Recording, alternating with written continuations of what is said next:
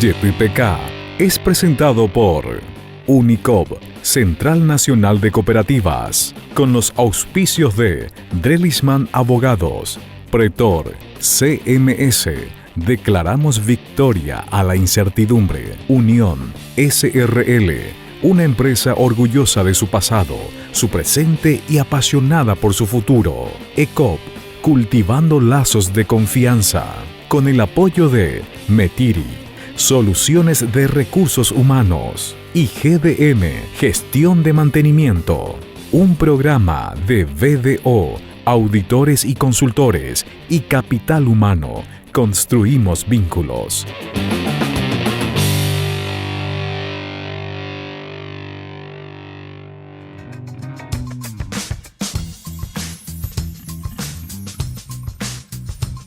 La pandemia del coronavirus acentuó la notoriedad de las falencias estructurales del país, especialmente en lo que refiere a salud y educación. La paralización de la actividad económica por razones sanitarias hizo que desde la administración estatal sintieran con todo su rigor el costo de la informalidad, sector al que se tuvo que asistir con fondos públicos. Otro componente evidenciado es la pesada carga de los gastos rígidos, integrado por compromisos de deuda y salarios de funcionarios públicos. La menor recaudación devenida de la contracción de la economía hizo que el gobierno tuviera que articular resortes financieros, lo cual le valió críticas por el aceleramiento del ritmo de la deuda. Yo le escucho a muchos que estuvieron en puestos como este, parece que se olvidan que tenemos una pandemia este año y el año pasado tuvimos una situación climatológica adversa, son 900 millones menos de dólares que vamos a tener de recaudación que se contaba en el Estado para su funcionamiento en estos 2 años. Y eso nos motivó a nosotros a tomar medidas extremas para poder construir un puente en esta pandemia que es la línea de crédito de 1.600 millones, que sí nos desbarajusta el sistema y nos trae desafíos importantes. Por eso es que incorporamos en la agenda de reforma de manera más rápida, ¿verdad? Esto estaba todo con un cronograma, pero habíamos pasado primero la reforma tributaria, después teníamos pensado pasar solamente la ley del sector civil este año, pero y así para no tener discusiones tan complejas, pero yo creo que si pensamos que después de la pandemia vamos a estar igual que antes, estamos equivocados, ¿verdad? Tenemos que dar otra respuesta y ahí yo creo que el desafío nuestro es, habiendo tenido el apoyo mayoritario para hacer la reforma tributaria el año pasado, ahora queda en nuestra cancha hacer el esfuerzo de hacer la reforma por el lado del gasto, por el lado de la prestación de los servicios. Yo creo que el éxito de los últimos 15 años, que es haber duplicado la clase media, es también el motivo de la mayor exigencia. El ciudadano que está en un nivel de confort mayor no quiere saber nada de retroceder, entonces son más exigentes a la hora de la prestación del servicio, a la hora de la exigencia que un servicio público sea de calidad. Creemos que sin educación no vamos a la vez definitivamente, no vamos a tener futuro en un mundo competitivo con una educación como la que tenemos hoy. Y si la salud pública no se ayorna a un sistema mucho más eficiente también, ¿verdad? Hoy vimos eso. De paso, esta pandemia también trajo a luz la necesidad de ser un país más formal. O sea, tenemos un país donde el mercado laboral es casi 70% de informalidad y hoy nos vimos que nos cuesta a nosotros como Estado llegar para socorrer al sector informal, que tampoco ha hecho aporte al Estado, que hay una paradoja ahí increíble, pues es nuestra obligación proteger al más vulnerable en esta situación. Entonces estamos trabajando para ver qué tipo de incentivos, pensamos un sistema diferenciado de protección social que le permita acceder a salud, que no tiene, a una jubilación digna para el día de mañana. Creemos que eso vamos a estar presentando en las próximas semanas dentro del paquete de Ñapuá Paraguay, que es un paquete de recuperación económica, creemos que es importante. La crisis sanitaria, además, mostró cuán necesario es iniciar un proceso de mejora del gasto público, y especialmente en lo que refiere a las compras que realiza el Estado, ya que este ítem no solo se ha convertido en un botín de los corruptos, tanto del sector público como del privado, sino que su reestructuración resulta imperiosa para lograr satisfacer las necesidades del contribuyente. Nuestra convicción con respecto a las reformas son claras, las hemos hablado desde el primer día y las hemos hecho de manera constante. Este fue el primer año que se presentó un presupuesto por resultados, que es también novedoso. Lamentablemente no se pudo cumplir con las expectativas porque la pandemia nos sacó nos descarriló, ¿verdad? Y hemos tenido posiciones bastante serias con respecto al gasto.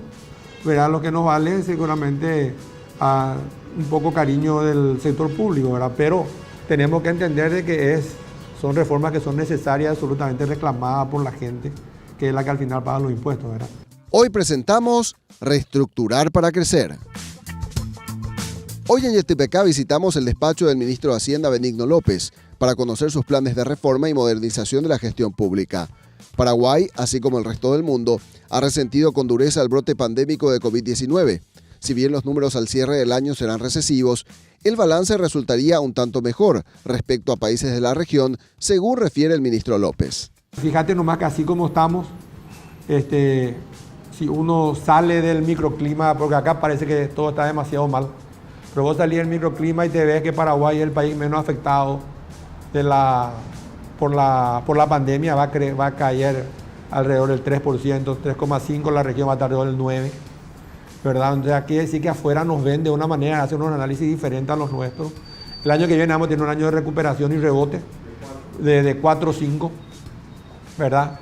Y todo el mundo va a irse a los ingresos del 2015, o sea, va a haber una pérdida de ingresos en el mundo, o sea, se va a estar ganando el año que viene lo que se ganaba en el 2015, 5 años atrás. Paraguay va a recuperar eso en 3 años y el resto del mundo en 10. O sea, algo bueno se ve acá. De hecho, la semana pasada tuvimos la noticia que se acordó una inversión de $100 millones en el sector cárnico, ¿verdad? O sea, yo creo que tenemos que empezar a mirar también el vaso medio lleno y no el vaso medio vacío nomás, donde lo que abundan son las críticas por cuestiones propias y por cuestiones de la pandemia. Yo creo que todos están cansados, están encerrados, la incertidumbre nos afecta a todos, pero todos queremos hacer lo mejor para salir de esta situación, y de esta situación no hay fórmula mágica. Vamos a tener que salir todos juntos, ¿verdad? Pero más allá de estos indicadores que alientan el optimismo, hay un desafío titánico a la hora de aplicar modificaciones a la gestión pública en áreas sensibles como reforma del servicio civil, mejora del gasto público, efectividad y transparencia en las compras públicas y el diseño de un presupuesto equilibrado y basado en resultados. Revisemos los planes de mejora del gasto. Habíamos analizado y estudiado informes del Banco Mundial, del Banco Interamericano, donde señalaban de manera coincidente qué es lo que se ve hoy, dónde está el mal gasto. Y ahí se ve que Paraguay tiene un programa de protección social, y no uno, sino varios. Entonces lo ideal es tener un sistema y ahí se puede generar ahorros importantes. Paraguay no tiene una ley del funcionario público que se aplique de manera general, ni tampoco una ley del servicio civil. Son leyes que están fragmentadas por propias acciones de las mismas entidades, de los mismos poderes, o hay sentencias judiciales que le excluyen, o hay leyes que le fueron perforando, inclusive la del 2003, en el tema de jubilaciones, por ejemplo, es una materia pendiente porque las fortalezas que se construyeron para reconvertir el sistema de pensiones fueron ahora todas vulneradas, entonces cada día tenemos un problema más grande en el tema de pensiones y esa es una materia pendiente que tenemos que mirar con cuidado cómo vamos a enfrentar. Nosotros estamos apuntando al año que viene para discutir la reforma del sistema de pensiones en Paraguay y este año para incorporar la ley de superintendencia de pensiones. Yo veo que hay lugares donde se pueden ahorrar, donde se pueden generar. Yo veo que la historia del pasado, la construcción de escuelas, la construcción de hospitales sometidos al criterio político, independientemente de que si era o no negocio abrir una escuela o un hospital en un determinado lugar, tiene que cambiar. Ahora tenemos que reconducir eso a tener las construcciones y los trabajos en lugares más eficientes, donde haya sinergia en cuanto al efecto presupuestario, ¿verdad? A veces tenemos escuelas o tenemos hospitales donde no hay mucho movimiento y no se justifica la inversión. La carga del mal gasto también está compuesta por dependencias públicas supernumerarias y que en muchos casos carecen de funcionalidad real. También vimos que se gana de manera sin equidad con el sector privado. En el lugar donde no hay capacidad, donde no hay habilidades, se gana tal vez hasta 2 y 3 veces más que en el sector privado, ¿verdad? Y en los lugares donde hay capacidad y donde hay necesidad de traer gente competente, se gana 2 a 3 veces menos. Entonces estamos trabajando en esa ley, una ley de la burocracia pública. Entendimos que también hay sistemas ya obsoletos de cargos que no tendrían razón de ser, con duplicación de funciones y cuestiones como esa que hay que tratar de ser más eficientes. Vimos que el presidente tiene que reunirse con 16 ministros y casi 40 secretarios con rango de ministro, y casi imposible que lo haga. Y tenemos muchas entidades y unidades que hacen medio lo mismo otra vez, y hay inclusive entidades que no tienen el presupuesto suficiente, pero sí los cargos. Entonces genera todo un mal gasto que tal vez se pueda arreglar, y en eso también estamos trabajando. Como dice el presidente, él suele decir que si el ciudadano ve que el servicio público que se presenta es de calidad, no va a cuestionar. Pero si encima que de todo el servicio es malo, la burocracia se deja de ser un elemento de cohesión y se momento de conflicto, porque hay gente, y con la transparencia que hay hoy, los perros saben. O sea, vos estás 2 horas de acá y te levantás a las 4 de la mañana para tomar el micro, para ir a tu trabajo, y vos ves que un funcionario público está durmiendo todo el día. Y es precisamente esa insatisfacción ciudadana la que se pretende revertir con la ley de la reforma del servicio civil. La norma ya fue presentada al Congreso Nacional y su fundamento es incrementar la calidad del funcionario público mientras se propicia una depuración natural. Creemos que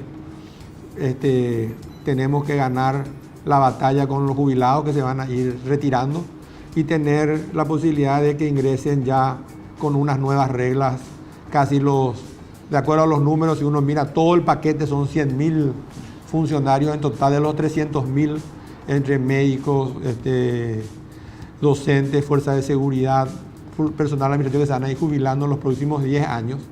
¿Verdad? Y la idea es que tengan esa gente venga con una nueva exigencia. Yo creo que se puede hacer eso sin tener un estrés o un colapso en el sistema público. La otra es entrar a discutir los derechos que se suponen adquiridos. Entonces vamos a tener un estado de que no va a funcionar, porque va a estar todo discutido judicialmente y vos no vas a poder aplicar, vas a estar igual que hoy, no vas a saber cuál es la norma que se aplica. Yo era el de la tesis de que ¿por qué no ponemos todas las normas del Código Laboral vigente en el sector público y aplicamos nomás eso? ¿Para qué nos vamos a preocupar de otras cosas? ¿Y qué pasó ahí mismo? Bueno, con primer tema, la estabilidad. En el sector privado a los 10 años, en el sector público a los 2. Llevamos a los 4 ahora en la ley. ¿Por qué no hicimos a los 10? Y porque sencillamente corríamos el riesgo de que no haya burocracia instalada con capacidad. Cada 4 años, de acuerdo a las elecciones que hayan, iba a haber un cambio total de los funcionarios. No iba a tener memoria histórica, no iba a tener capacitación interna, no iba a tener estabilidad en la decisión. Entonces vimos que no era conveniente compatibilizar tanto con el sector privado las normas del derecho público, ¿verdad? Entonces hay cosas así que hay que entender en la temática. Y el otro es convencer, ¿verdad? O sea, yo creo que hoy la necesidad de una norma general que se aplica a todos, yo creo que es necesario, y eso se va a poder convencer. Pero vamos a tener que mirar los detalles de lo que se discuta. Y el diablo está en los detalles, ¿verdad? Pero básicamente yo creo que ese es un desafío que hemos tomado con el presidente, de tratar de hacer ese esfuerzo, y tratar de convencer de cuáles son los resultados que esperamos. Pero ese resultado también está atado al consenso que se pueda lograr con los sindicatos de la función pública. El ministro estima que podrá lograrlo debido a que, en teoría, la norma propuesta no afectará los intereses de aquellos que hoy integran el servicio civil del Estado. Esto tenés 2 formas de encarar. Una con el choque, ¿verdad? Que pensamos nosotros que iba a ser una lucha dura y que iba a ser una lucha perdida por el tiempo que se iba a tardar en poder instalar la reforma. La otra es aprender de lo que hicimos bien. Hicimos cosas bien buenas también en Paraguay en los últimos años. No es un proceso nuevo el que vamos a iniciar. Hace 20 años Banco Central y Hacienda no eran lo que son hoy, ¿verdad? Con un proceso gradual, en 20 años se redujo personal y se incorporó personal absolutamente calificado. Vos en cada lugar que te vas, vos te sorprendés con la gente que vos te encontrás que pueden ocupar cargos importantes. Hay gente hoy encima joven. A esto sumarle los 1.500 o 2.000 jóvenes que van a venir de becal. Y vos tenés la base para hacer las cuestiones en el tiempo. Ahora, si queremos, como algunos quieren, poner una bomba atómica en el sector público, echarla a todos los funcionarios, ¿verdad? Y reducir el salario, no vamos a avanzar. Porque no se van a quedar callados, no se van a quedar quietos. Son fuertes los sindicatos y hay que convencerles. En el proceso seguramente todos van a ganar. El equipo se va a poner a diseñar una hoja más o sea, va a poner en claro, bueno, cuáles son los resultados que esperamos para generar con eso más adhesión de la gente, de la ciudadanía y del funcionario público. Es más, a esta ley ni debería preocuparle al funcionario porque no le va a afectar. O sea, esta ley va a afectar para adelante. O sea, yo no entiendo por qué tiene que haber tanta resistencia, ¿verdad? Y el plan también contempla la capacitación del funcionario, de tal manera establecer la meritocracia y desalentar la fuga de talento hacia el sector privado. Acá en el Ministerio de Hacienda yo tengo la suerte de que ministros que estuvieron antes se ocuparon del capital humano. Mi obligación y mi compromiso es prepararme para el futuro, porque yo creo que tengo una buena base, pero tal vez los que están hoy, ¿verdad?, y los que le están por suceder ya no son del mismo nivel de lo que estaban en Hacienda en los últimos años. Y estamos hablando con Oscar Llamosa de generar un proyecto a través de capacitación interna y incorporar gente con el incentivo de una capacitación, incorporar gente de becal también. Yo creo que por el lado del capital humano Hacienda ha hecho un gran trabajo y yo no me preocupo mucho ahí. Por lo menos lo que a mí me toca con la gente que yo estoy en constante contacto es... Yo estoy sorprendido de su capacidad de trabajo, de su compromiso con Hacienda y de su tremenda capacitación que tiene en los temas que le toca hablar. Y están todo el día a disposición. O sea, yo estoy muy contento y muy satisfecho del trabajo de la gente de Hacienda, ¿verdad?, que me está tocando en este momento, ¿verdad? Pero el desafío es mantener eso. Y siga con nosotros que al regresar de la pausa hablaremos de los planes que tiene el Ministerio de Hacienda para mejorar las compras públicas. Ya volvemos.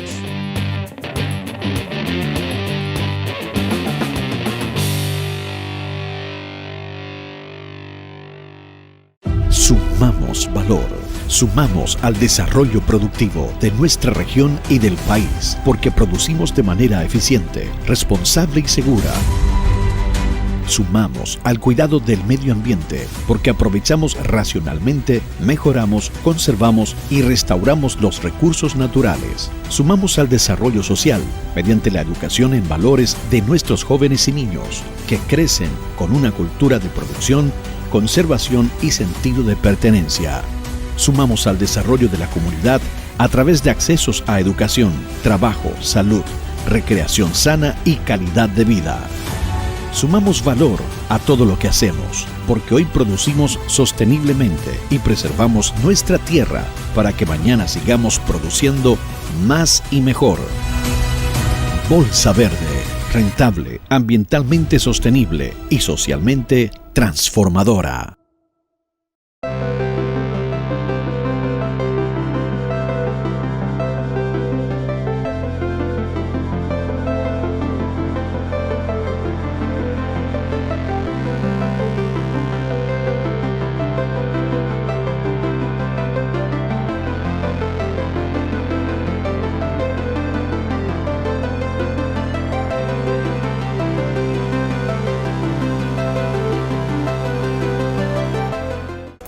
BDO Paraguay y el Centro de Innovación de Políticas Públicas lanzan el programa de especialización en modernización e innovación de la gestión pública. Expertos nacionales e internacionales compartirán experiencias exitosas en reactivación económica y desarrollo de planes sociales. Los participantes podrán desarrollar habilidades para el análisis e implementación de gestiones centradas en el ciudadano. El programa está dirigido a servidores públicos, proveedores del Estado y consultores en gestión pública. Cuenta con una certificación opcional de la Universidad Española Camilo José Cela. Las clases se desarrollarán en plataforma virtual. Para más información, ingresar al sitio www.bdo.com.py.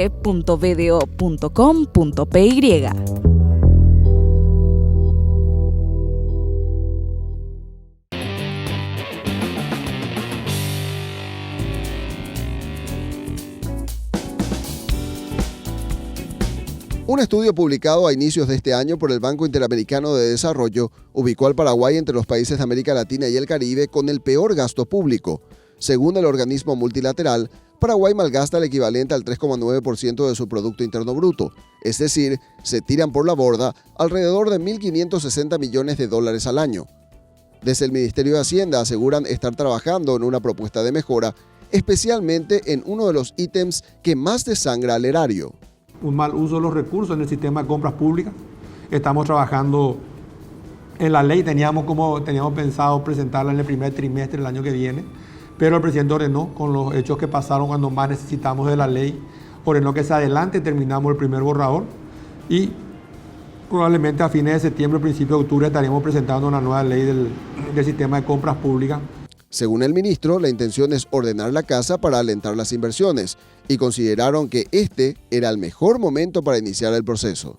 También habíamos discutido mucho si teníamos que ocuparnos o no de la reforma en este momento y el presidente entendió que sí, ¿verdad? Que era el momento clave para poder anclar la expectativa, porque al final del día, como dice él, el sector público es 15-20% del aparato productivo, el resto del sector privado. Y nuestro objetivo es motivar al sector privado para que empiece a invertir también una vez que esta cuestión de la pandemia vaya aminorando y la certeza se vaya apoderando de los indicadores económicos. Pero para llamar la atención del sector privado y mejorar el rendimiento, el gobierno no solo debe ser competente, sino ajustarse a la tecnología y afinar la puntería respecto a los sectores económicos que se deben apuntalar, más aún en tiempos de crisis. Mantuvimos las políticas para tratar de tener un fisco responsable, un banco central independiente que cumpla con su rol. La política de inversión vía crédito creímos y creemos que es la correcta por nuestra baja tasa tributaria existente aún hoy. Y seguimos invirtiendo en obras públicas. Creemos que, como decíamos en aquel entonces, la deuda es con la gente, los caminos que no tenemos, la conectividad que nos falta. ¿Qué nos faltaba también? Nos faltaba conectividad tecnológica. Seguimos siendo un estado que es mucho papel y poca tecnología.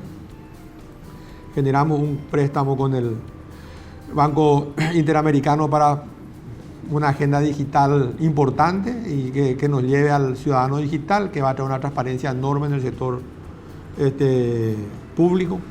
El otro paso ha sido la simplificación del sistema tributario. Hicimos una pequeña reforma buscando equidad y justicia social, que pague más aquel que recaude más y que se paguen más aquellos que no pagan. Esta reformulación del sistema tributario le está dando muchas herramientas a la SED y se está viendo de poder llegar a aquel que no paga, tratando de mantener siempre nuestra base tributaria, nuestra presión tributaria baja, ¿verdad? Creemos que ese es un activo para la inversión extranjera. Aún así, la crisis sanitaria ha puesto el desafío cuesta arriba, ya que si bien se quiere potenciar la inversión, se corre con una desventaja por la fragilidad del sistema. Creemos que el desafío es enorme, ¿verdad? El mercado laboral va a ser complicado, la situación va a ser compleja, porque esto realmente está afectando el sector informal, ¿verdad? O sea, el sector de comercio, el sector, sectores que están acostumbrados a vivir al día a día acá con la actividad del día, ¿verdad? Y por más positivo que vos tengas de 500.000 guaraníes por mes cada 2 meses, no es lo que ellos están acostumbrados a llevar a su casa, ¿verdad? Entonces, lo ideal sería que se pueda generar la sinergia entre todos, de tal manera que la reforma y la reestructuración, más que reforma, porque una reforma ya es más amplia, debería incorporar cuestiones constitucionales también, pueda generar la empatía con el sector privado para que se pueda invertir. Y sigan YTPK, que al volver de la pausa conversaremos sobre los aspectos más relevantes de la ley más importante del país, el Presupuesto General de Gastos de la Nación. Ya volvemos. Junto a nuestra gente hemos aprendido muchas lecciones que nos han ayudado a crecer. Aprendimos que no es lo mismo tener un trabajo que trabajar con pasión. Hemos aprendido la diferencia entre vivir en un país y llevarlo en el corazón. Cumplimos con el compromiso de preservar el medio ambiente, impulsando el desarrollo de nuestra tierra, en la que hemos sembrado todas nuestras promesas. Más que distribuir insumos, somos amigos y aliados del campo. ECOP, cultivando lazos de confianza. ¿Estás preparado para liderar la nueva normalidad? El mundo cambió y la forma de liderar también. El Instituto de Estudios Integrales de Argentina y Capital Humano han desarrollado el Diplomado Internacional de Coaching Ontológico Integral en su modalidad Online Live. Formate como coach internacional. Sé tu mejor inversión. Más información en info@kenmaycoaching.com o al 0971 100 909. La firma de auditoría y consultoría BDO desarrolló un plan de respuesta empresarial a la pandemia de COVID-19. El objetivo es la continuidad del negocio sobre la base de la comunicación interna y el sostenimiento de 3 pilares de ejecución: protección legal, protección económico-financiera y reorganización interna. Conozca más ingresando al sitio www.bdo.com.pi. BDO, líderes en servicio excepcional al cliente.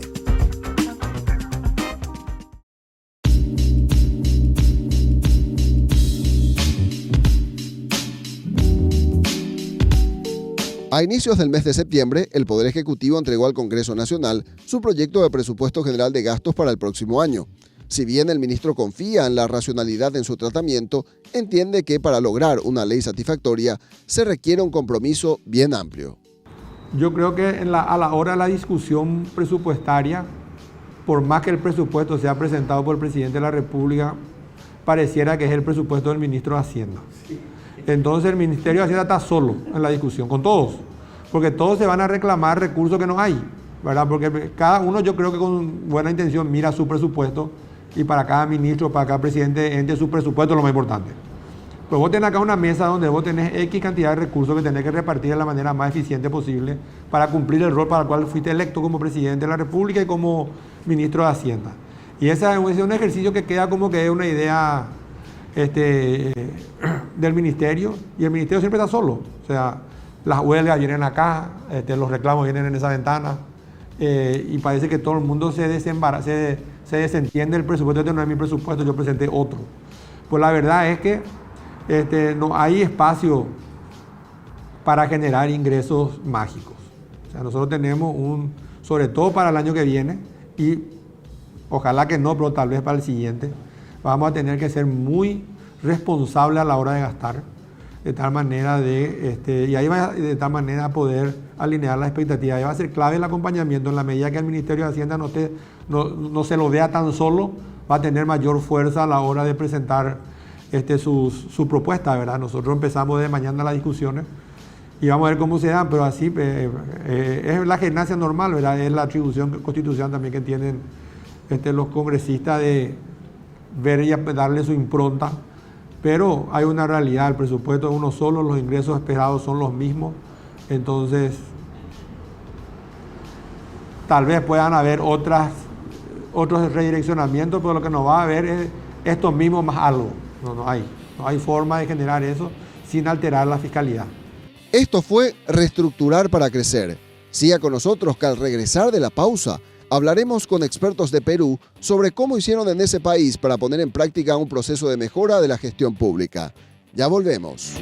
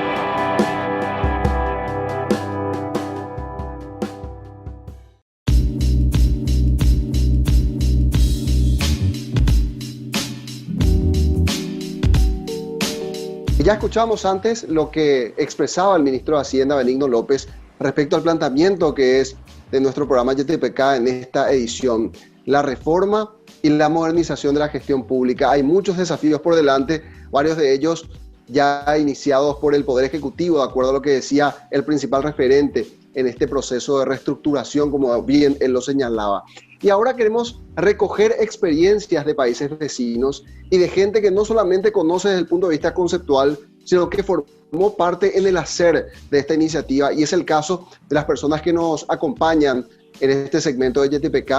Ellos son del Perú. Tenemos visita internacional en nuestro programa nuevamente y queremos saber precisamente qué es lo que estuvieron haciendo y cuál es la visión que ellos tienen respecto a cómo se debe implementar un proceso de reestructuración de la gestión pública en un país como el nuestro, como es Paraguay, que tiene algunos indicadores también bastante significativos en comparación con la región. Está Gustavo Nakamura para ello, y también la señora Úrsula Letona, que no solamente estuvo en el Ejecutivo del Perú, sino también en el Legislativo, así que tiene esas dos visiones de las que hablábamos también con Benigno López, porque está el Ejecutivo que propone y luego el Legislativo, de acuerdo a la configuración constitucional, muchas veces dispone o establece trabas o bien da la diligencia para que esto se pueda hacer. Así que tenemos una visión integradora en este bloque de YTPK. Gustavo, señora, empezamos con la señora, por supuesto, Úrsula, ¿qué tal? ¿Cómo está? ¿Cómo estás, Roberto? Encantada, gracias por la invitación. Feliz de poder compartir con ustedes lo que hicieron y felicitando a Paraguay por lo que ha hecho en el manejo de la crisis de la pandemia. Creo que lo fundamental que deben empezar a hacer es generar consensos para las reformas.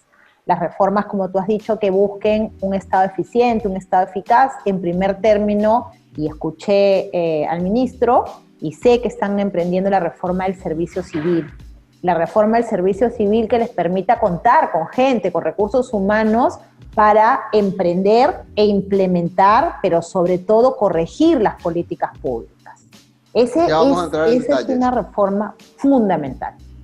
Sí, enseguida vamos a entrar en detalles porque sé muy bien que usted tiene mucho para compartir con nosotros y eso justamente era lo que buscábamos.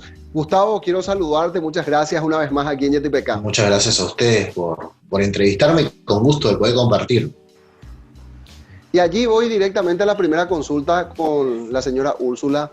¿Por dónde empezar? Me imagino ustedes que atravesaron por esa etapa de reestructuración y de visibilizar o identificar aquellos elementos que eran de urgencia para luego llevarlos a la práctica. Es eso lo que hizo el Ejecutivo en nuestro país. Y justamente usted mencionaba uno de los aspectos que no solamente es de vital importancia para la República del Paraguay, sino que es uno de los puntos de mayor controversia actualmente, porque en este escenario de pandemia, el único sector que no ha resentido sus ingresos ha sido el de la gestión pública y con una consideración bastante importante dentro de lo que es el presupuesto general de gastos de la nación.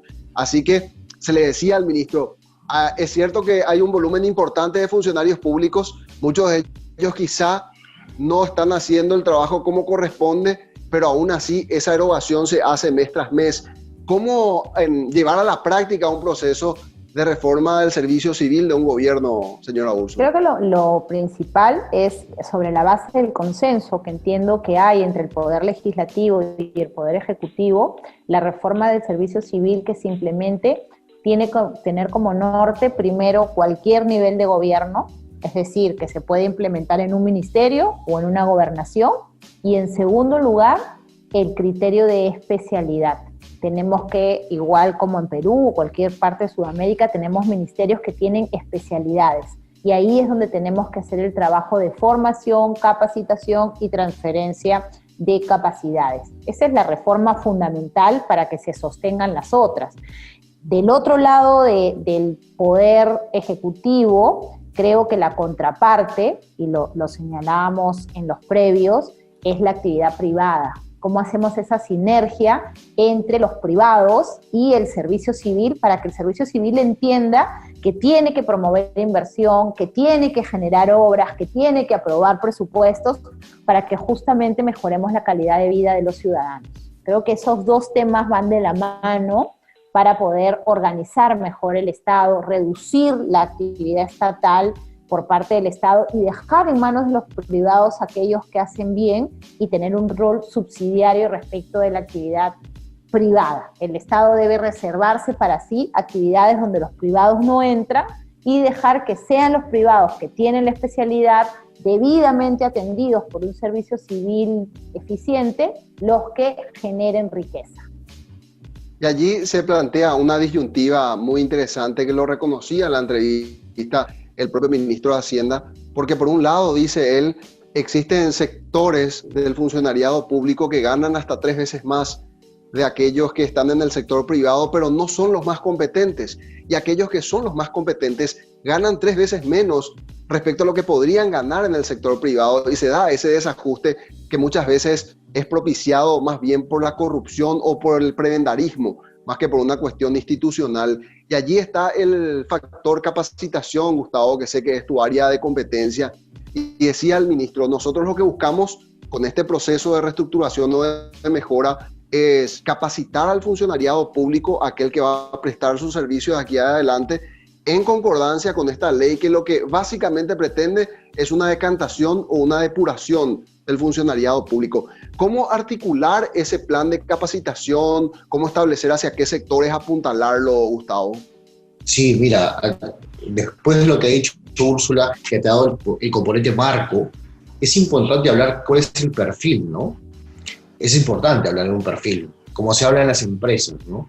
Creo que el sector público puede imitar muchas cosas que en la actividad privada ya se hace, o otros países, en el caso del Perú también se hablan del perfil del servidor público, y bajo ese perfil, bajo esas competencias, tú comienzas a capacitar al personal.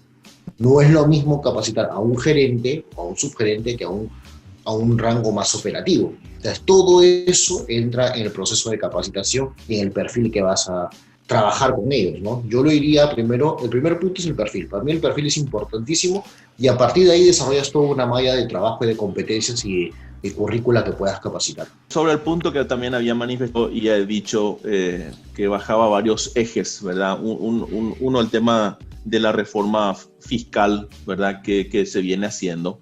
Pero un punto no más importante, el tema de la agenda digital y el tema conectividad.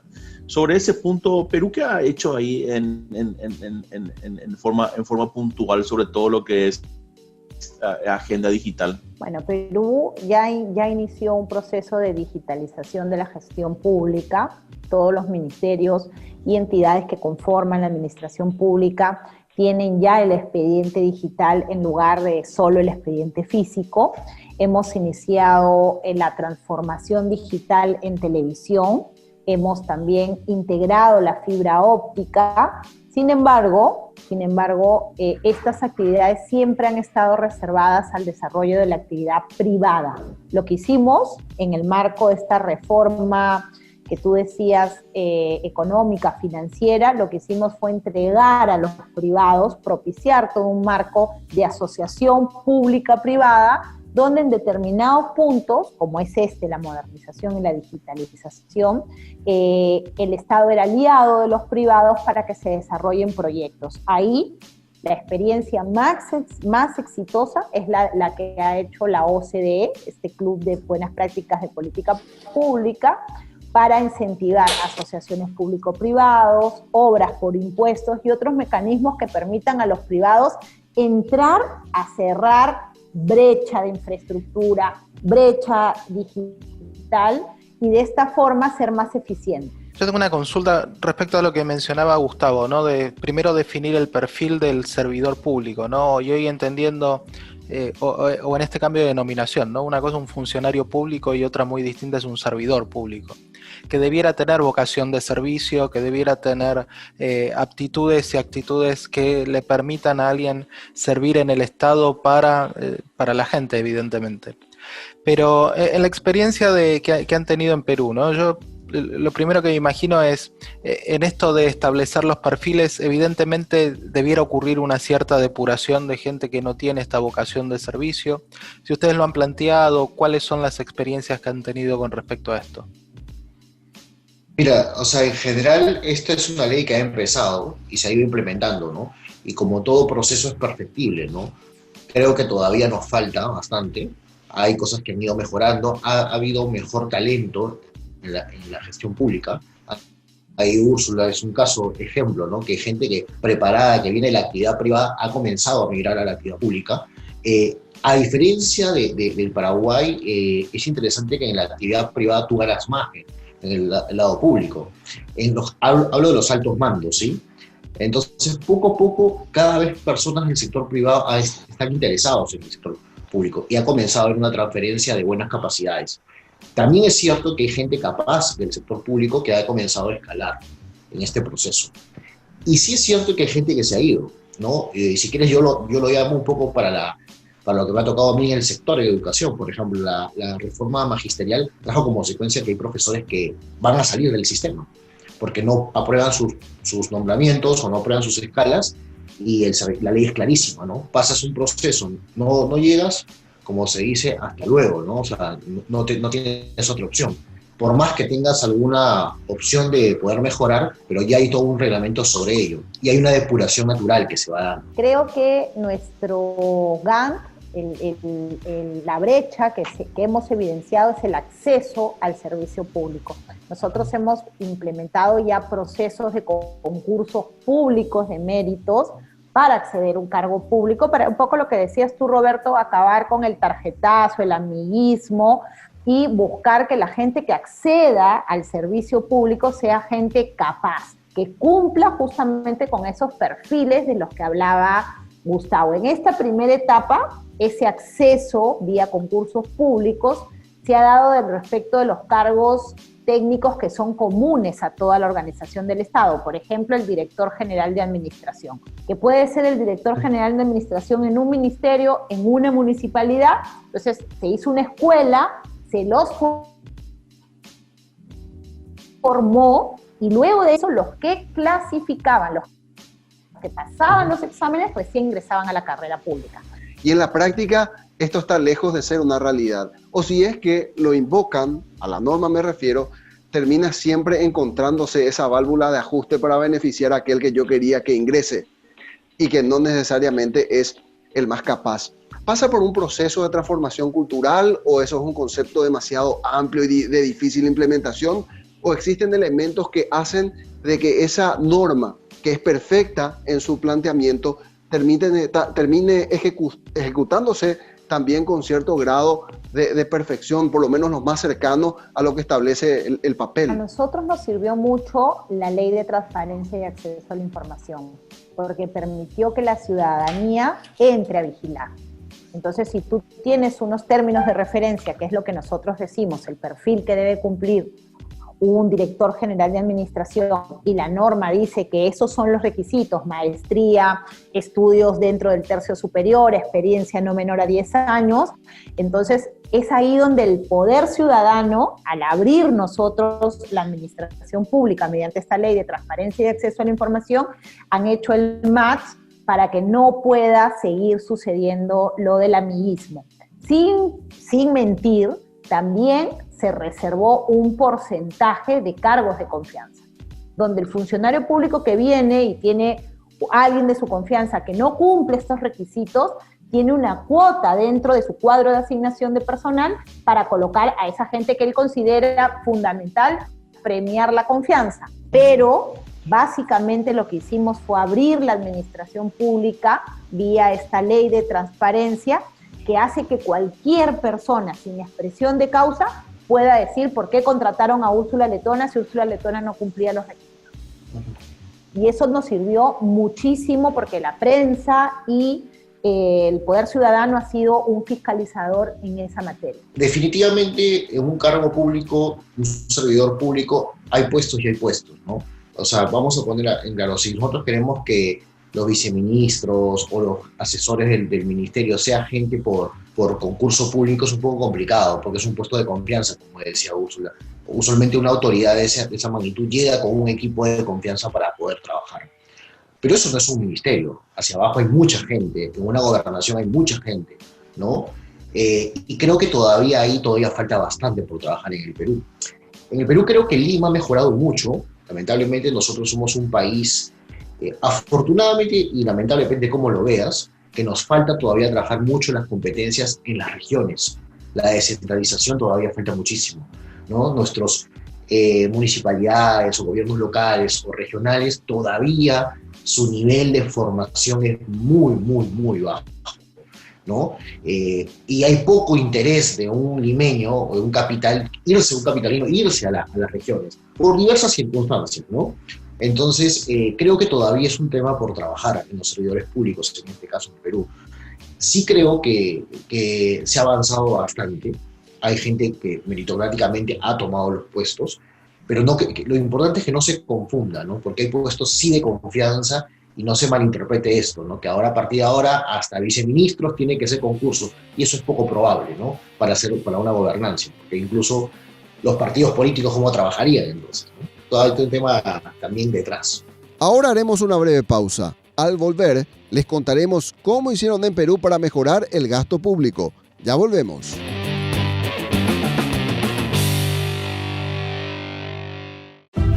sumamos valor, sumamos al desarrollo productivo de nuestra región y del país, porque producimos de manera eficiente, responsable y segura. Sumamos al cuidado del medio ambiente, porque aprovechamos racionalmente, mejoramos, conservamos y restauramos los recursos naturales. Sumamos al desarrollo social, mediante la educación en valores de nuestros jóvenes y niños, que crecen con una cultura de producción, conservación y sentido de pertenencia. Sumamos al desarrollo de la comunidad a través de accesos a educación, trabajo, salud, recreación sana y calidad de vida. Sumamos valor a todo lo que hacemos, porque hoy producimos sosteniblemente y preservamos nuestra tierra para que mañana sigamos produciendo más y mejor. Bolsa Verde, rentable, ambientalmente sostenible y socialmente transformadora.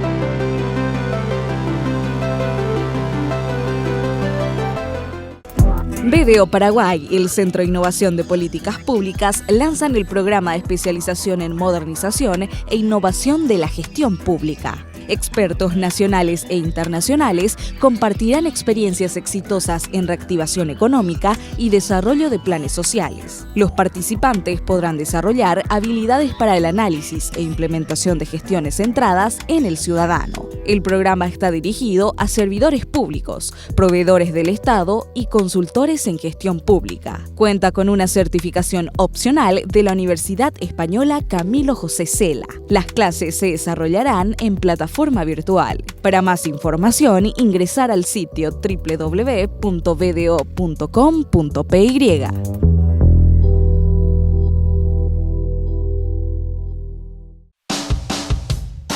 ¿Estás preparado para liderar la nueva normalidad? El mundo cambió y la forma de liderar también.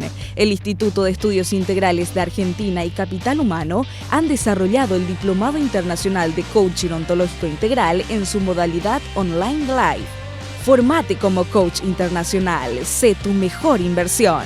Más información en info@kenmaycoaching.com o al 0971-100-909.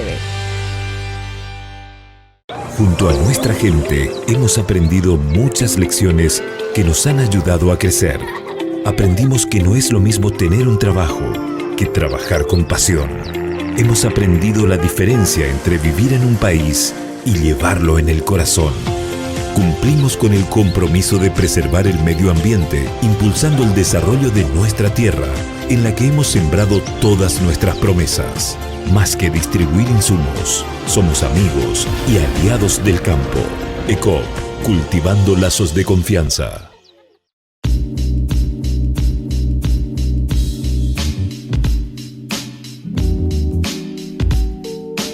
Quería ahondar un tanto con lo que también había manifestado en su momento el ministro, diciendo que las cosas en Paraguay hemos hecho bien macroeconómicamente, y estos últimos 15 años hoy capaz que nos dieron o nos están dando esto que hoy tenemos que resolver lo más rápido posible. Y decía, el punto focal de nuestra reforma tiene que estar orientado a la calidad del gasto. En función al tema calidad de gasto, ¿qué ha hecho Perú? ¿Verdad? Sin entrar en algún tipo de eufemismo que siempre solemos decir en el manejo del presupuesto, siempre hablamos de queremos mejorar la calidad del gasto, pero en realidad, qué sé yo, las legislaciones no están preparadas para eso, ¿verdad? Entonces ahí me gustaría conocer un poco vuestras experiencias. Nosotros hemos hecho dos reformas fundamentales. La primera es la asignación de presupuesto por resultados. Entonces, nosotros ejecutamos presupuesto en base a metas y si es que nuestras autoridades y funcionarios cumplen esas metas. En este caso, el presupuesto por resultados parte de un proceso de planificación de la gestión del Estado. Yo planifico en qué voy a gastar cada centavo, cada sol, y a ese sol le voy a dar, además de rentabilidad económica, rentabilidad social. Entonces, cuando armamos el presupuesto público, nuestro presupuesto está amarrado en cada sol al cumplimiento de una meta. Y esa meta se tiene que medir. Ese es el presupuesto por resultados.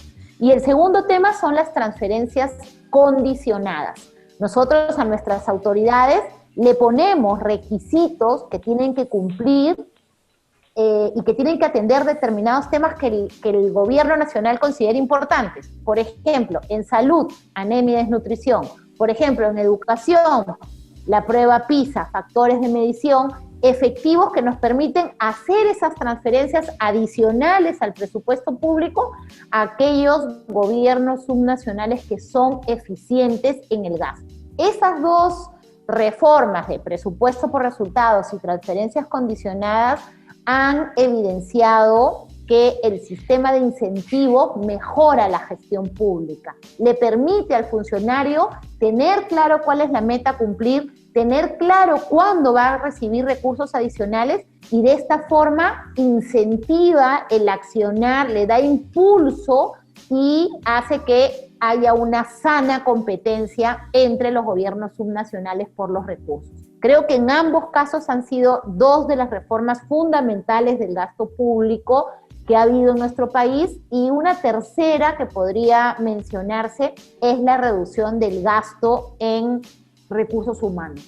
Lo que sí ha habido, y ahora con mayor razón en la pandemia, es una disminución de la planilla pública para empezar a optimizar las funciones y atribuciones que tienen los funcionarios públicos. Creo que esas tres han sido un esfuerzo importante por darle rentabilidad al dinero que todos los contribuyentes aportamos. Finalmente va acompañada de una política tributaria que simplifique la tributación.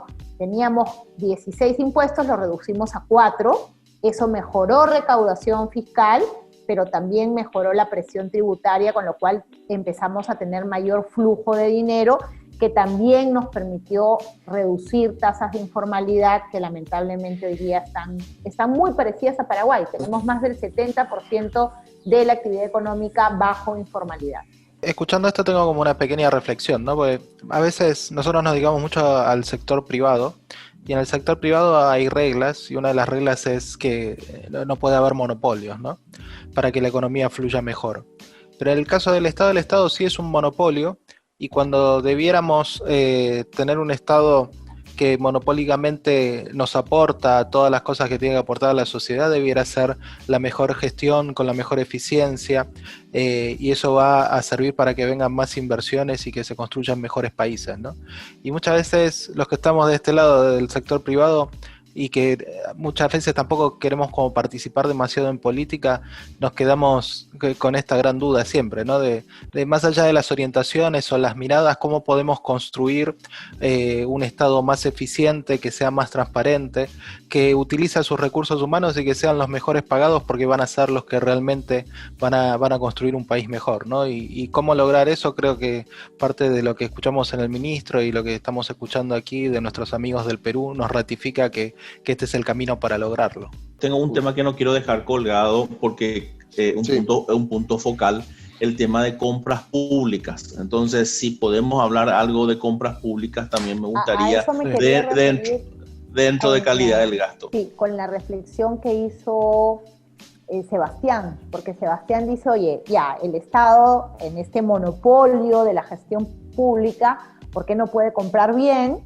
Porque no utiliza en buena forma su capacidad monopsónica para aplicar economías de escala, para poder tener mejor negociación respecto de los privados, por ejemplo, en el tema de medicinas. Y ahí mi reflexión, y acompañándola a tu pregunta, es que solo si nosotros vemos, si somos capaces como Estado de ver qué hace bien otro país y qué ha funcionado, es que tenemos que tener el desprendimiento y la humildad para coger esa reforma e importarla a nuestra gestión pública e implementarla. Y en el caso de compras públicas, lo que ha hecho países de la Unión Europea en el caso específico de compras de medicamentos, que son uno de los males más grandes de los estados como los nuestros, es justamente aplicar mecanismos de subasta inversa, aplicar posiciones monozónicas para negociar compras de lotes, y ahí es donde nosotros tenemos que mirar qué ha funcionado, una nueva ley de contrataciones, el tema de implementar mecanismos de compras digitales que permitan al Estado comprar en bloque y a un mejor precio. Esas son las reflexiones que nosotros, yo quiero cerrar con esto mi exposición, que tenemos que mirar, saber mirar qué han hecho otros con humildad y tener esa capacidad para importar esas reformas y tratar de adecuarlas a nuestra realidad nacional. Yo, compartiendo con lo que dice Úrsula, es importante mirar las experiencias de otros, ¿sí? Y como anécdota, hace poquito conversaba con personas que estamos viendo políticas en el caso del sector educación de cara a los próximos años, ¿no? Y todos nos comenzamos a querer inventar la pólvora, ¿no? Todos nos creemos gurús en un momento, ¿no? Y no hay que ser gurú, hay que mirar un poquito, entrar en internet y ver lo que otros países están haciendo. Por ejemplo, el Perú se está jugando una discusión sobre el reinicio de clases el próximo año. Nosotros tenemos el calendario que va de marzo a diciembre, las clases escolares o universitarias, ¿no? O sea, Úrsula es docente universitaria también. Y claro, todo el mundo se cuestiona sobre ello, ¿no? Y acá estamos cuestionándonos sobre cosas, si van a ir, no van a ir, cómo va a ser. Y la pregunta es, ¿cómo han hecho otros países para iniciar? Esa es la reflexión que da Úrsula. O sea, si somos países hermanos, tenemos que ver y aprovechar el error del otro, si quieres, en un buen sentido, para tú no cometer ese error. Entonces, y esa es la sinergia que hay que comenzar a trabajar. Y esta pandemia ha traído esto. Porque fíjense, ahorita estamos haciendo un programa con paraguayo, argentino, peruano, cuando antes esto era imposible, de repente pensarlo. Y hoy lo podemos hacer, ¿no? Entonces creo que eso nos tiene que llevar a la reflexión. Y fue justamente eso lo que quisimos hacer en este capítulo de YTPK, valiéndonos de ese concepto y llevándolo directamente a la práctica. Conocer de primera mano de la información que ustedes nos puedan proporcionar, fruto ya de la experiencia de haber transitado por ese camino, y hoy a través de YTPK hacerle llegar a los televidentes y de hecho a las propias autoridades paraguayas estos elementos o estos nutrientes que hoy compartieron con nosotros para que esto, que es un proyecto y que está en ciernes en el Poder Ejecutivo, ya algunos de ellos presentados ante el Congreso Nacional, pronto pueda ser una realidad y se mejore estos indicadores que son muy necesarios, y ustedes también como países vecinos saben perfectamente de lo que estamos hablando, y más aún en un escenario pandémico donde la economía familiar, donde la economía nacional se ha resentido bastante. Gracias por haber compartido su tiempo con nosotros, y como siempre decimos aquí en YTPK, nuestra propuesta de valor se trata justamente de esto, de hacerles llegar también a ustedes, los televidentes, estos nutrientes que no solamente sirven para poner en práctica en lo macro, sino también en lo micro, allí en casa. Siempre hay alguna oportunidad de mejorar la gestión. Así que gracias por la atención y preferencia. Nos reencontraremos el próximo fin de semana. YTPK fue presentado por Unicop, Central Nacional de Cooperativas, con los auspicios de Drelisman Abogados, Pretor, CMS. Declaramos victoria a la incertidumbre. Unión SRL, una empresa orgullosa de su pasado, su presente y apasionada por su futuro. ECOP, cultivando lazos de confianza. Con el apoyo de Metiri, soluciones de recursos humanos. Y GDM, gestión de mantenimiento. Un programa de VDO, auditores y consultores, y Capital Humano. Construimos vínculos.